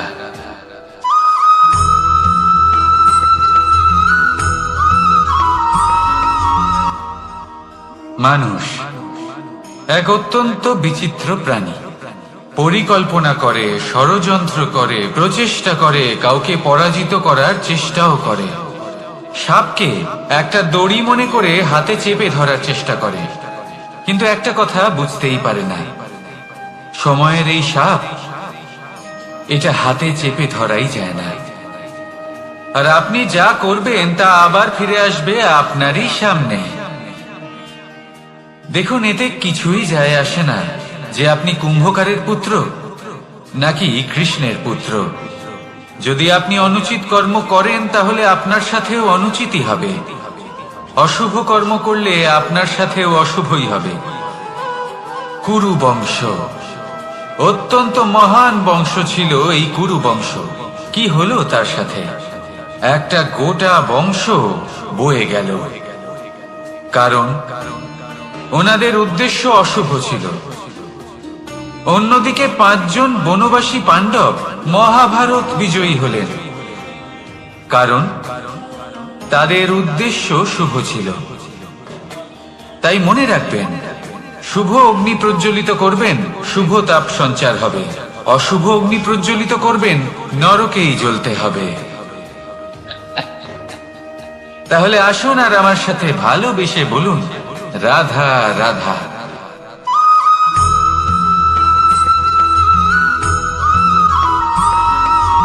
অগ্নি চতুর্থ তত্ত্ব, সব থেকে বেশি গুরুত্বপূর্ণ, কিন্তু তার থেকেও বেশি ভয়াবহ। কখনো অগ্নিকে নিয়ন্ত্রিত রূপে উনুনে জ্বলতে দেখেছেন? এই অগ্নি আমাদের খাবার বানাতে সাহায্য করে, যা আমাদের শক্তি প্রদান করে। কিন্তু এই অগ্নি যখন বিচলিত হয়ে, অনিয়ন্ত্রিত হয়ে কোনো বনের আগুন হয়ে ওঠে, তখন মহা বিনাশ ঘটে যায়। আপনারই অন্তরের ঊর্জা হলো এই অগ্নি। এটা আপনার শক্তিও, আপনার ক্রোধ। একে ব্যবহার কিভাবে করবেন তা আপনারই হাতে। যদি কোনো ব্যক্তি নিজের অন্তরের এই ঊর্জাকে ব্যবহার করেন শক্তির রূপে, তাহলে সে বিকাশ ঘটাতে পারে, নির্মাণ ঘটাতে পারে। কিন্তু যদি কোনো ব্যক্তি তার অন্তরের ঊর্জাকে বিধ্বংসী অস্ত্র বানিয়ে ফেলেন, তাহলে নিশ্চিত রূপে মহা বিনাশ ঘটতে পারে, যাতে বিনাশ তারও অবশ্যই হবে। অনেক বছর পূর্বে এমনই এক আগুনের দ্বারা এই সুন্দর পৃথিবীর নির্মাণ হয়েছিল, আর অনেক বছর পূর্বে এমন এক আগুনেই সমস্ত জীব এবং সংসার বিলুপ্ত হয়ে গেছিল। এবার আপনি আপনার অন্তরের ঊর্জা দ্বারা বিনাশ ঘটাতে চান নাকি নির্মাণ ঘটাতে চান, সেই সিদ্ধান্ত আপনারই। আসুন আমার সাথে ভালোবেসে বলুন, রাধা রাধা।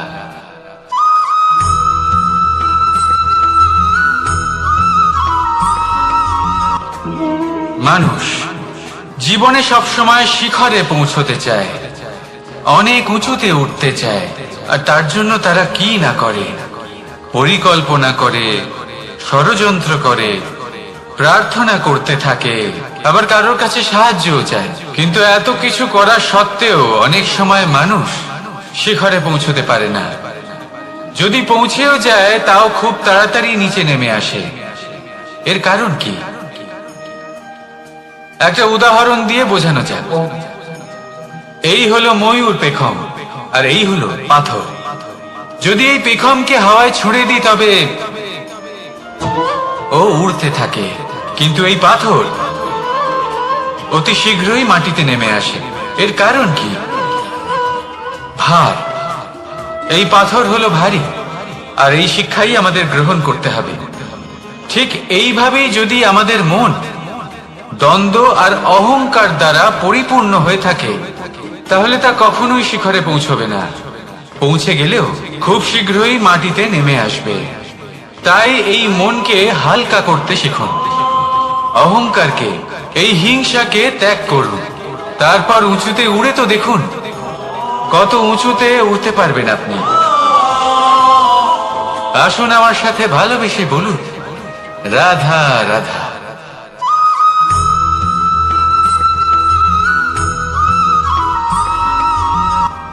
কখনো কখনো এমন হয় আমরা আমাদের বাড়ির উঠোনে বীজ বপন করি, আর তা বিকশিত হয় একটা সুন্দর বৃক্ষে।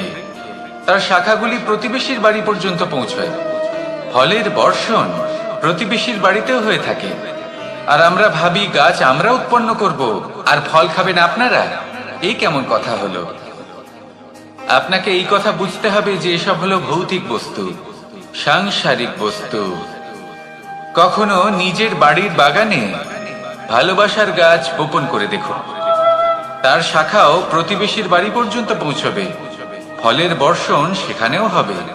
কিন্তু সেই ফল চাইতে আপনাকে যেতে হবে না, সেই ফল দ্বিগুণ মাত্রায় আবার আপনার কাছেই ফিরে আসবে। তাই নিজের বাড়িতে আর নিজের মনে ভালোবাসার গাছ উৎপন্ন করুন। এই জীবন প্রসন্ন হয়ে বলবে, রাধা রাধা।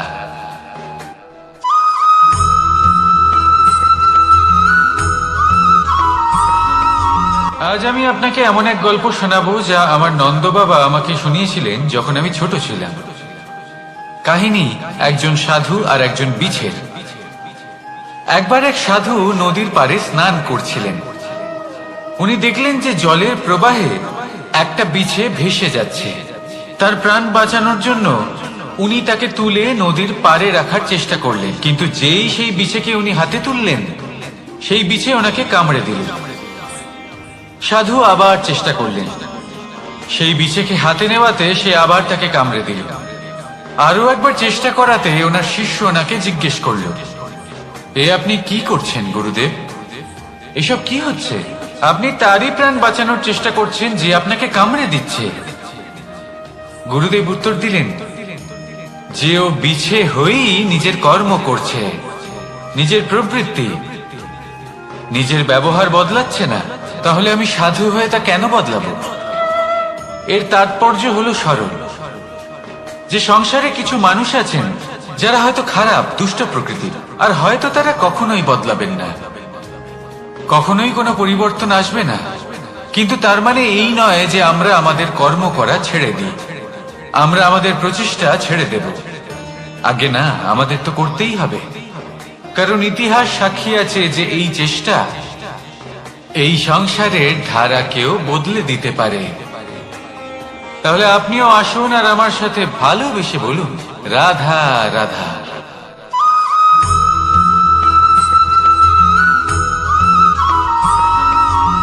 অ দিয়ে অন্ত, আ দিয়ে আরম্ভ, এই দুইয়েরই রাশি সমান। যদি আপনি মন দিয়ে দেখেন তবে দেখবেন এদের সম্পর্ক খুবই নিবিড়। কিভাবে? যখন কোনো কিছু শুরু হয় এটা নিশ্চিত হয়ে যায় যে তা সমাপ্তও হবে। আরম্ভই যদি না হয় তার সমাপ্তও হবে না। যা আরম্ভ হয়েছে তার সমাপ্তি হলো অবশ্যম্ভাবী। এটাই হলো প্রকৃতির নিয়ম, একে এড়ানো যায় না। এবার এই কথা আমরা সকলে জানি। এবার মানুষ কি ভাবে যে সমাপ্তির পরে কি হতে পারে, এর উত্তর তাদের কাছে নেই। তাদের উচিত অন্য কোনো বিষয় ভাবা যা বেশি গুরুত্বপূর্ণ। এবার মানুষ এটা জানে না যে মৃত্যুর পরে কি হতে পারে, কিন্তু এই কথা অবশ্যই জানে যে জন্ম থেকে মৃত্যু পর্যন্ত এই সময়, যাকে আমরা জীবন বলে থাকি, এই সময় আমরা কর্ম করতে পারি। এই কথা তো আমরা জানি। তাহলে এমন কি কর্ম করা যেতে পারে যা আমাদের সমাপ্তির পরও আমাদের প্রাসঙ্গিক করে রাখতে পারে, এই বিষয়ে ভাবা উচিত। যে জন্মগ্রহণ করেছে তার মৃত্যু হবেই, এটা সাধারণ বিষয়। কিন্তু ইতিহাস আজও সেই সকল মানুষজনকে স্মরণ করেন যাদের এই সংসার তাদের মৃত্যু নয়, বরং তাদের জীবনকালে যে কর্ম তারা করেছেন তার দ্বারা মনে রাখেন।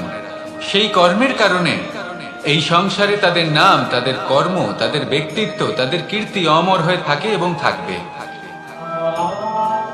আপনার কাছে এতটা সময় নেই যতটা আপনার মনে হচ্ছে আপনার কাছে আছে। সেই জন্য যত শীঘ্র সম্ভব শ্রেষ্ঠ কর্ম করুন, যতটা পারবেন ততটা অধিক সুকর্ম করুন। এই সংসারে নিজেকে অমর করে তুলুন আপনার মৃত্যুর পরেও। আর আমার সাথে ভালোবেসে বলুন, রাধা রাধা।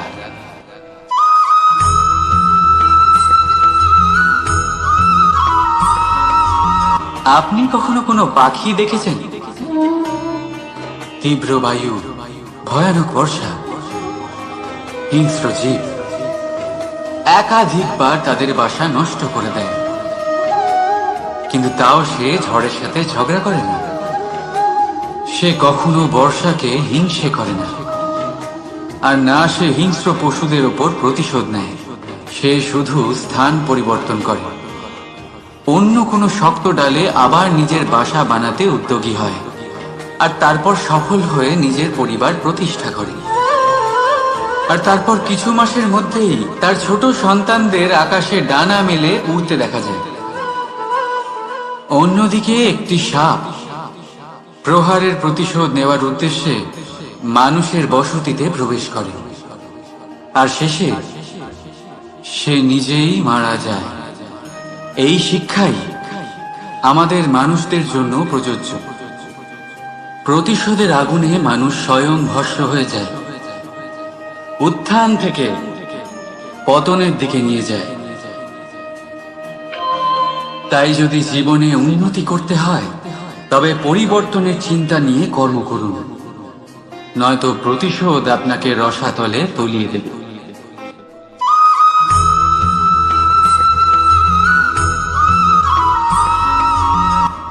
ওমা, এ কি?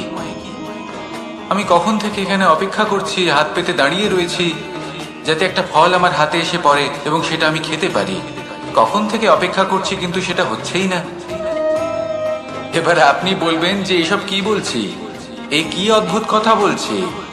যদি ফল খেতে হয় তাহলে আমাকে বৃক্ষে চড়তে হবে, ফলের কাছে পৌঁছতে হবে, তবেই তো ফল পাবো। এবারে এটা অত্যন্ত সহজ ব্যাপার, কিন্তু এই বিষয়টা আপনি নিজের জীবনের প্রসঙ্গে ভেবে দেখুন। লক্ষ্য কোথায় আছে আপনি জানেন, সেই লক্ষ্যে পৌঁছানোর পথ কি সেটাও আপনি জানেন, সেই পথে চলার ক্ষমতাও আপনার রয়েছে, কিন্তু তাও আপনি নিজের লক্ষ্য লাভ করতে পারছেন না। কেন? কারণ আপনি অপেক্ষা করছেন যে লক্ষ্য আপনার সামনে চলে আসবে, কিন্তু তা হয় না। লক্ষ্য সে যাই হোক না কেন, ধন হোক, প্রেম হোক, কোনো সম্মান হোক বা মোক্ষ হোক, যদি আপনি তার দিকে অগ্রসর না হন তাহলে ফল প্রাপ্তি অসম্ভব ব্যাপার। তা কোনোদিনই হবে না। সেই জন্য আপনার চোখের সামনে আপনি যদি নিজের লক্ষ্যকে দেখতে পান, তাহলে উঠুন এবং সেই দিকে অগ্রসর হতে শুরু করুন। নিজের অন্তরের সকল অশুভ গুণ দূর করুন, অলসতা ত্যাগ করুন, অজ্ঞানতা ত্যাগ করে দিন এবং চলতে থাকুন। অবশ্যই মনোবাঞ্ছিত ফল লাভ করতে পারবেন। মনে রাখবেন, চলতে থাকলে তবেই লক্ষ্য প্রাপ্তি হবে। অপেক্ষার দ্বারা শুধুমাত্র মৃত্যু লাভ হবে। আসুন আমার সাথে ভালোবেসে বলুন, রাধা রাধা।